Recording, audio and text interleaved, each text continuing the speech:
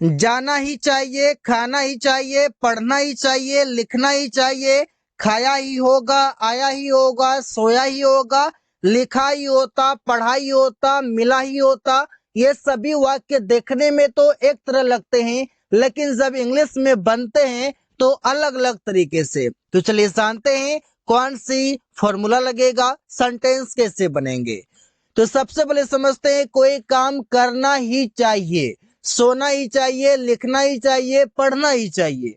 इसे बनाने के लिए सेंटेंस बनेगा इस प्रकार से कि तुम्हें समय पर आना ही चाहिए। तो सेंटेंस बनेगा you should have to come on time.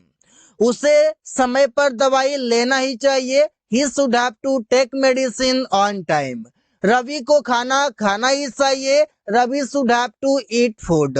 हम लोगों को अंग्रेजी में बात करना ही चाहिए, we should have to talk in English. तो यहाँ पर आप देख पाने की कोई काम करना ही चाहिए, वहां पर शुड हैव टू के बाद वर्ब का फर्स्ट फॉर्म जैसे कि कम, टेक, ईट, टॉक, ये सभी वर्ब का फर्स्ट फॉर्म है।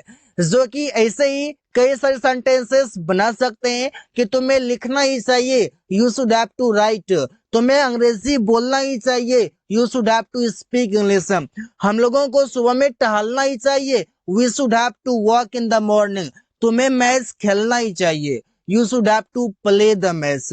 तो इसे सेंटेंसेस हम आसानी से बना सकते हैं। सबसे पहले लगाएंगे सब्जेक्ट, इसके बाद शुड हैव टू, इसके बाद वर्ब का फर्स्ट फॉर्म, इसके बाद कोई भी अदर वर्ड हम दे सकते हैं। कोई काम किया ही होता या किया गया होगा, जिससे बोलते हैं कि ही गया होगा। एग्जाम्पल सब समझ पाएंगे। इससे रवि घर चला ही गया होगा, कोई काम कर ही लिया होगा। ऐसे सेंटेंस है तो कैसे बनेंगे? ये बनेंगे Ravi must have gone to house, Ravi घर चला ही गया होगा। यहाँ पर मस्ट का यूज क्यों कर रहे हैं? क्योंकि इस बातों से हम जान पा रहे हैं कि यहाँ पर श्योरिटी है कि ये काम हो गया होगा। मतलब यहाँ पर श्योरिटी की बातें हो रही हैं।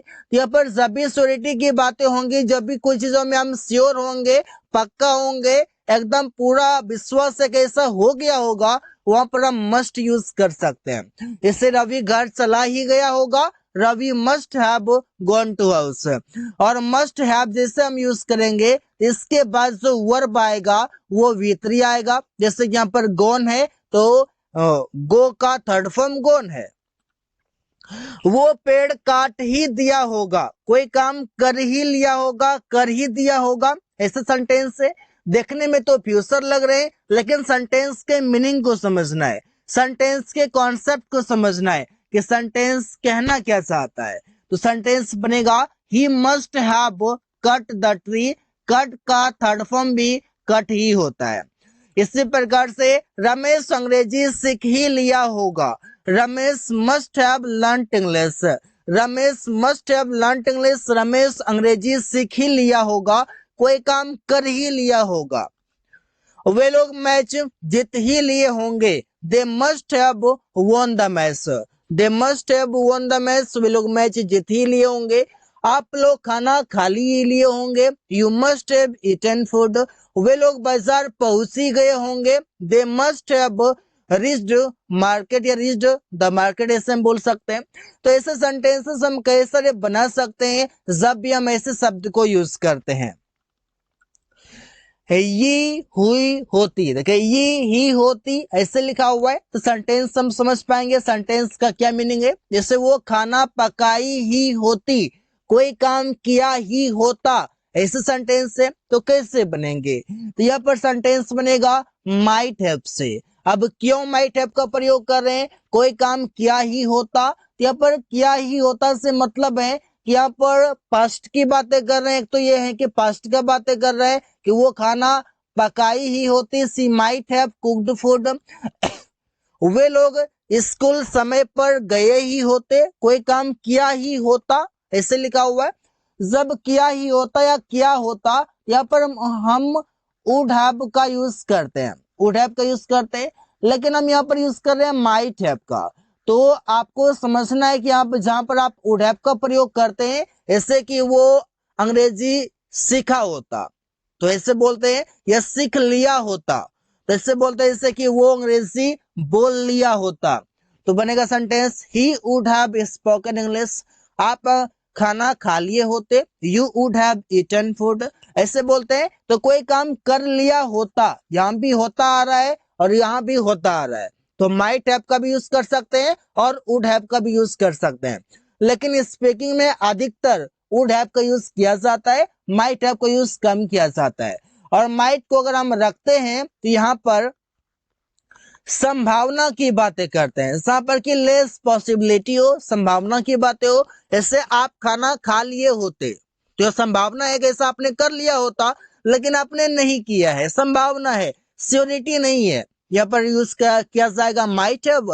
और अगर थोड़ा सा श्योरिटी रहेगा, संभावना तो ऐसे श्योरिटी होता नहीं है, संभावना अधिक चांस में होगा कि इस काम को होने की संभावना अधिक है, तो वहां पर मे हैव का यूज कर सकते हैं।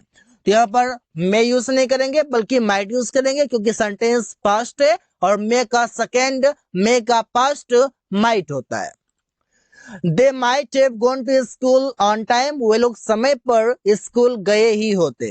मैं कल तुमसे बात किया ही होता, I might have talked to you yesterday. यहाँ पर देखिए यस्टरडे टाइम लिखा हुआ है कल के लिए, मतलब साफ है कि ये पास्ट है। और जब पास्ट है तो आप जानते हैं कि मे का पास्ट माइट होता है, यहाँ पर माइट यूज हम आसानी से कर सकते हैं। और दूसरी बात है यहाँ पर संभावना की बातें हो रही है। अगर संभावना को आप नहीं समझते, संभावना हम नहीं जानते कि संभावना हम नहीं दिखाना चाहते, तो यहाँ पर हम यूज कर सकते हैं वुड हैव। आपके पास दोनों ऑप्शन है, जो भी बेस्ट लगे, जो भी इजी लगे आप यूज कर सकते हैं। आखिर इजी तो दोनों है, लेकिन यूज आपके कंडीशन पर होगा, आपके मीनिंग पर होगा, आपके सिचुएशन पर होगा। पल्लवी किताब पढ़ी ही होती, Pallavi might have read the book. तो ऐसे सेंटेंसेस हम आसानी से बना सकते हैं। माइट हैव चाहे तो वुड हैव भी यूज कर सकते हैं, लेकिन तब जब संभावना की बातें ना हो। और जब संभावना की बातें हो माइट हैव, और पास्ट है ऐसे तो संभावना के लिए मे यूज करते हैं, लेकिन पास्ट है तो मे का माइट हो जाएगा। So guys, thanks for watching. That's all for today.